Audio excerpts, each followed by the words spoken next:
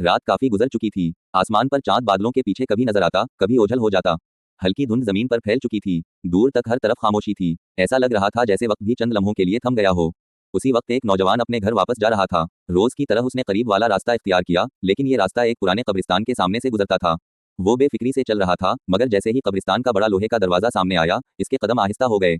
उसने बेइख्तियार अंदर देखा। पुरानी और नई कब्रें एक के बाद एक खामोश खड़ी थीं। कहीं ताज़ा मिट्टी दिखाई दे रही थी, कहीं ऐसे कतबे थे जिन पर लिखे हुए नाम भी वक्त के साथ धनदलय हो चुके थे।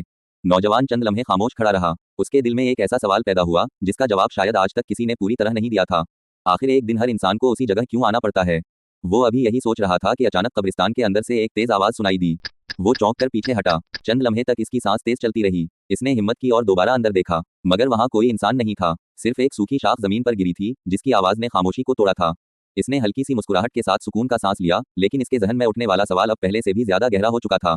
वो आहिस्ता आहिस्ता कब्रिस्तान के दरवाजे तक गया। एक कब्र के सामने खड़ा होकर उसने कतबे पर लिखा हुआ नाम पढ़ने की कोशिश की, मगर तहरीर तकरीबन मिट चुकी थी।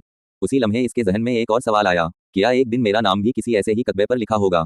और अगर ऐसा हुआ, तो मेरे बाद मुझे कितने दिन याद रखा जाएगा? यही वो सवाल था जिसने उसे हजारों साल पुराने एक ऐसे राज की तलाश पर मजबूर कर दिया, जिसकी इब्तिदा इंसान की पहली कब्र से हुई थी।